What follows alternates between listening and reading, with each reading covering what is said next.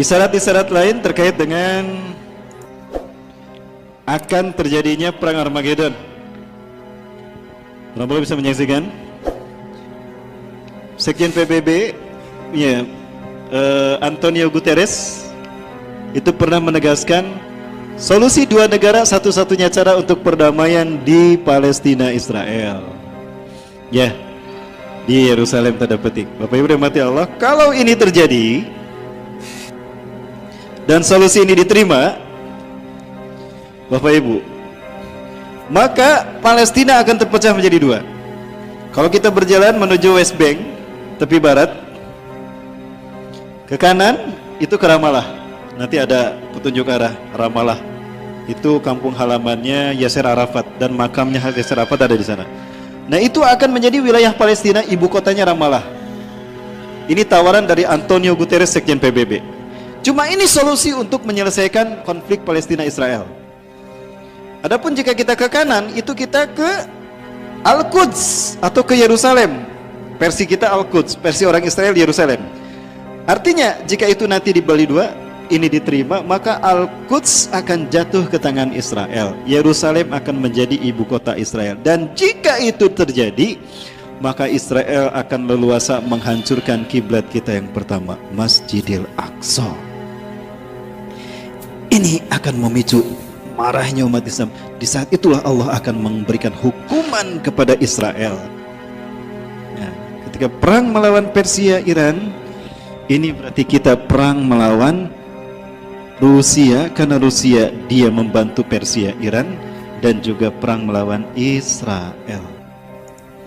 Dan Dr. Bassam Nahjar menyebutkan Israel akan hancur berdasarkan beberapa asumsi. Ya, jika Israel hancur, berarti Persia dan Rusia pun kemungkinan besar hancur. Nah, ini perang Armageddon. Tidak terlihat, tapi ini baru pertama. Kenapa? Karena setelah itu akan perang lagi. Nah, ketika perang melawan ini, Amerika punya dendam kesumat pada Rusia, kan?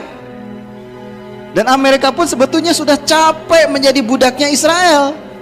Maka Amerika bersekutu dengan umat Islam Arab, ya Bapak Ibu, dengan umat Islam Arab. Tapi sebelumnya coba Bapak Ibu coba lihat pertemuan utusan Amerika Serikat dengan petinggi Taliban. Nah, ini yang pernah datang ke Indonesia, yang pernah makan-makan bersama Pak Yusuf Kalla dan Pak Anies Baswedan, ya. Nah, ini menyerahkan, Amerika secara resmi menyerahkan Afghanistan pada Taliban dan menyatakan akan menarik mundur semua pasukan Amerika. Artinya ini merupakan isyarat dari kemunculan pasukan pembawa panji hitam, pasukan kedua dari 3 pasukan Imam Mahdi, ya. Dan mereka inilah yang akan menjadi pengawal pertama Imam Mahdi ketika pembaiatannya pertama. Nah, nanti kalau ada umroh, Bapak Ibu sekalian, melihat ada banyak orang Taliban umroh, hati-hati, jangan-jangan Imam Mahdi sudah ada. Baik. Dan ini merupakan sebuah fakta yang dilupakan, bahwa ternyata Palestina pun sudah lama menyerukan untuk ganti presiden, ya. Mahmud Abbas ini sudah tidak lagi dipercaya oleh kaum muslimin Palestina. Nah, ini apakah akan memicu terjadinya konflik di wilayah West Bank Palestina? Hal ini akan menguatkan posisi Hamas di Gaza Strip, di jalur Gaza, yang ada kemungkinan nanti Palestina akan jatuh kepada kaum muslimin, dan ini akan memicu perang Palestina Israel dalam skala yang lebih besar. Ya, wallahu a'lam bishawab. Kemudian, lupakah kita kalau Rasulullah juga pernah menyebutkan di sela-sela perang ini, sebelum kita memerangi Rom, itu ada perang melawan Hindi. Di antara tanda akhir zaman adalah kita umat Islam akan berperang melawan Hindi, dan ternyata kita lihat sekarang Pakistan dan India mulai berperang. Dan bagaimana seperti apa yang terjadi di Rohingya. Pesawat-pesawat tempur India ataupun dari Pakistan saling balas-membalas untuk melakukan upaya penghancuran. Pakistan pun sudah jelas menegaskan bahwa Kashmir tidak akan pernah dilepaskan dari Pakistan. Kashmir adalah bagian dari Pakistan. Ini pinter Inggris ketika membagi dua India, wilayah Muslim menjadi Pakistan, diserahkan kepada Ziaul Haq, dan yang India diserahkan kepada Sri Pandit Jawaharlal Nehru. Itu Inggris yang menengahinya, ya. Tapi Kashmir dijadikan buffer, ke India tidak dimasukkan, ke Kashmir ke Pakistan tidak dimasukkan. Jadi dibikin sebagai buffer nanti akan menjadi alat untuk mengadu domba keduanya, dan ini berhasil. Seperti antara Iran dengan Irak, ada satu wilayah yang kemudian dijadikan buffer. Apa itu? Ajwaf. Dan itu sebetulnya Muslim. Sekarang lihat bagaimana nasib kaum muslimin di Ajwaf, dibantai Pak, karena mereka Muslim. Siapa yang membantainya? Iran. Nauzubillah. Maksudnya orang-orang Syiah. Setiap hari pasti aja ada yang digantung karena mereka tidak mau masuk Syiah. Ini jahatnya Syiah di Ajwaf. Silakan buka di Google Ajwaf. Daerah, kalau tidak salah namanya Ajwaf. Nah, kemudian ada sakit hati dari kaum muslimin ketika Raja Muhammad bin Salman MBS ini berkunjung ke mana? Ke Cina, dan sepakat dengan apa yang dilakukan oleh pemerintah Xi Jinping dalam memperlakukan muslim Cina Uighur terkait dengan kamp konsentrasi. Itu malah disetujui, dan ini membuat sakit hati kita umat Islam. Nah, ini yang saya maksudkan. Raja Salman ingin dunia lawan Iran bersama-sama. Ya. Kemudian Raja Salman menyerukan pada negara-negara Arab untuk bergabung bersama Arab Saudi membantu menyerang Iran. Disambut oleh Amerika Serikat. Amerika Serikat menyatakan akan membantu Arab Saudi untuk membantu perang melawan Iran, dan meminta agar NATO pun bergabung bersama Arab memerangi Persia Iran. Subhanallah. Rasulullah mengatakan, kalian akan bergabung dengan Bani Rum. Ya. Tashtarikuna birrum tuqatiluna aduwwan min waraikum. Kalian akan bergabung dengan Rum memerangi musuh di belakang kalian. Siapa musuh di belakang kalian? Nah, ini Bapak. Wa takhuduna hilman taman ma'hum, dan kalian akan mengambil perjanjian yang sempurna dengan barat untuk bersama-sama memerangi mereka. Perang melawan Iran berarti juga perang melawan Rusia dan Israel. Ini analisa saya pribadi. Mungkin berbeda, silakan Bapak Ibu. Perang melawan Iran, Persia, dan Israel ini memberikan sisa ghanimah yang banyak, luar biasa. Nah, sementara ghanimah itu hanya diberikan pada orang yang beriman, pasukan yang beriman. Nah, Rum tidak kebagian. Sakit hati Rum. Akhirnya diam-diam mundur dan berkhianat kepada pasukan umat Islam, pasukan Arab. Diangkat salibnya. Salib menang, salib menang, salib menang.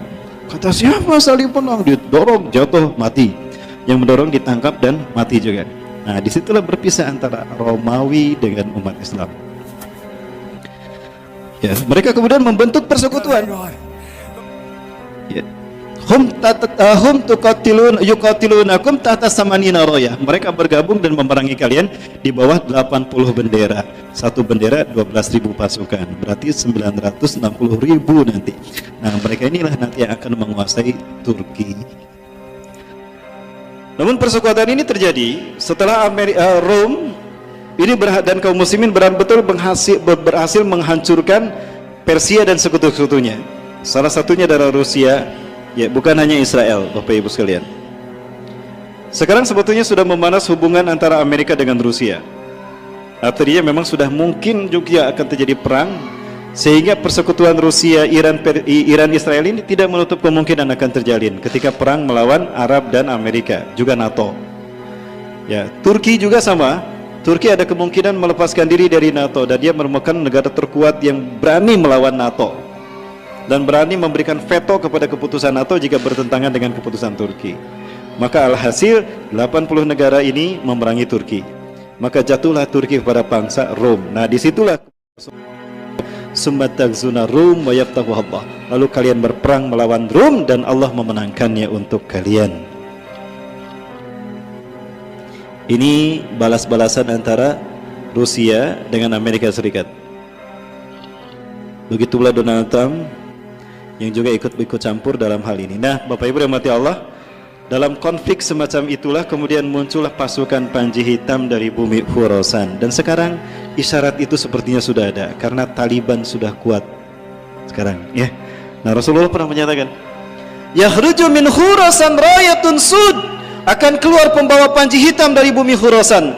La yarudduha syai'un. Tidak ada sesuatu pun yang bisa menghentikan kekuatan militernya. Laju langkahnya hatta tunsoba bilia, sampai Panji Hitam itu ditancapkan di Al-Quds. Ilia itu artinya Al-Quds, Palestina. Rasulullah mengatakan pada Abdullah bin Hawalah al-Azdi setelah perang melawan Bani Mustalik, "Hei Abdullah, ya Ibn Hawalah, jika engkau melihat panji hitam berkibar di bumi Al-Quds atau di pelatarannya, maka yakinilah kiamat lebih dekat kepadamu ketimbang kepala dan pundakmu." Jadi jika nanti panji hitam sudah berkibar di Palestina, Masya Allah, itu kiamat hanya tinggal menghitung, tidak lama lagi insya Allah.